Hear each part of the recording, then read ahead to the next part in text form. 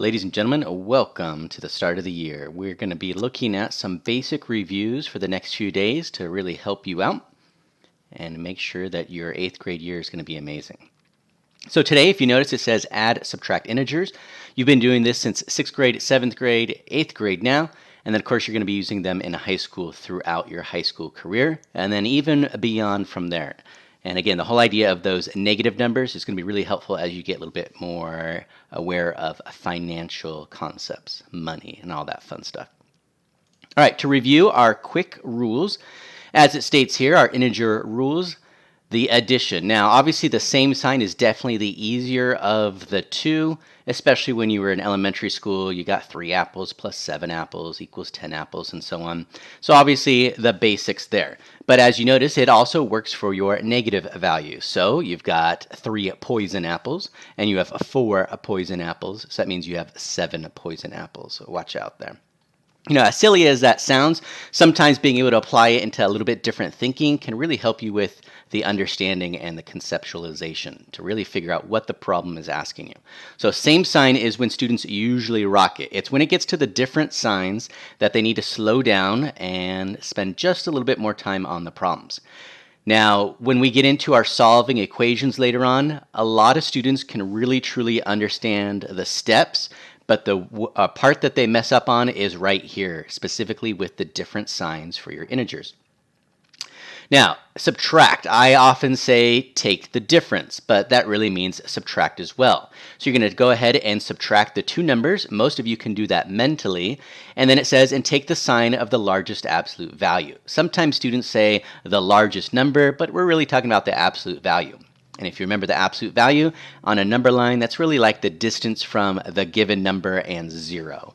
The absolute value is really a positive concept there. So for real quick here, it says to go ahead and subtract. So the difference between 9 and 5 is 4. And then, of course, the greatest absolute value would be the 9, which is why we have a positive answer. And then on the next one here, the difference between 13 and 8 is 5. But if you notice this time, the negative 13 has the greater absolute value. So that's why it's going to be a negative 5.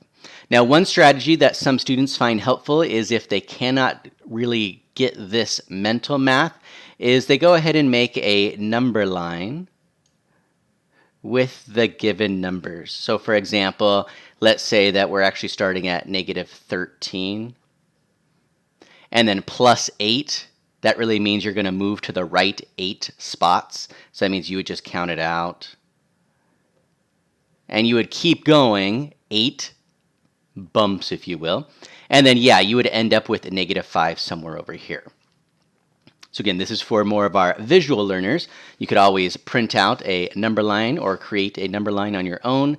Negative 13, and again, I would go right 1, 2, 3, 4, 5, 6, 7, 8. And then you would simply look at what numbers you were just touching as you were counting, and then of course you would end up at the negative 5 on your number line. But again, make sure you actually have those numbers on the number line if you're going to be doing that. Now, right here, adding the opposite. Adding the opposite is going to be a really, really key concept for us whenever you see this subtraction sign, and it really is involving the ones with parentheses here to the right, I should say that is. So it does not affect this negative 3 or the negative 5. Again, adding the opposite. So the subtraction sign becomes a plus sign, and the opposite of positive 4 is a negative 4. Same thing here. The subtraction sign becomes an addition sign. The opposite of negative 9 is a positive 9. Now, once you have taken care of that piece of information, then you're able to use your rules from the same sign and different sign over there on the left. Or remember, you could always use your number line here. So what we're going to do now is on your assignment, you've got a bunch of problems presented to you. I'm actually going to help you with some, and we're going to do this quite often throughout the year. It makes your homework a little bit easier, and sometimes it's really just basic review that we need a little bit of practice on. So sometimes we really don't have to take full notes. But again, the nice thing about digital learning this year is if you need to, you could always go back to this video and go ahead and watch it again, or maybe just a section of it in preparation for a quiz or test. We will later on, though, when we're doing our actual lessons of new information, chapter 1, chapter 2, and so on, is actually taking notes in a spiral notebook so that you can get that good practice for when we do return to in-person live school, and especially when you move on to high school next year. All right, so let's go ahead and practice our integer rules with some of our problems. Let's see here. So that means on your actual assignment, this is problem number 8. So if you have the worksheet printed out in front of you, what I always ask my students to do is to go ahead and circle the numbers that we do together. And if you do that with me, then that means you'll be able to realize, hey, this is a really good practice problem for my quiz. I did it with Mr. Murillo, so that means I can go ahead and use that to help me review. Because if I took the correct work, I know the answer is correct as well. All right, so we're going to do that for a few of them. Now, if you notice, this here has a subtraction sign. So what I'm going to ask us to do again is adding the opposite. So let's go ahead and say negative 29, addition sign, and then this positive 29 really becomes a negative 29. You can go ahead and write it in a parentheses if you wish, but most of the time, students don't really stress about that too much. All right, so if you notice, using our rule, they are the same sign, which means my answer is going to be negative. Now, that's really key to understand because a lot of our quizzes and tests are multiple choice. So that means if you know that it's a negative sign answer, then you can eliminate any positive sign answers. And the rule is, if they are the same sign, then I just go ahead and add them together. Now remember, if you have to go off to the margin or the side and do your elementary style addition, there's no shame in that, especially coming back from summer and not really doing a lot of math, unless you did some online shopping, in-store shopping. Anywho, go ahead and add it up. 9 plus 9 is 18. 4 and 5. So that means our answer is going to be negative 58. Now, if you notice on the worksheets that we are providing to you, the answers are actually given to you at the bottom. Now, it is your responsibility to check to see if you actually have that correct answer, but you're not just cheating. Remember, you're not just looking at the bottom, writing your answer, and expecting to get credit from it. As we remind our students every year, sometimes more than once a day, no work, no credit. Now, if you notice, there was not a lot of work involved. I went ahead and practiced the adding the opposite, went over here and did my margin work if I had to, and then I got my answer. So some basic work that's required. All right, let's go back to number 5. We're going to do the same thing. We're going to circle that, and we're going to go ahead and think about our rules. Now, if you need to, you could always back it up and look at the rules again, but I did that for you. We are not on same sign. This time we are on a different sign.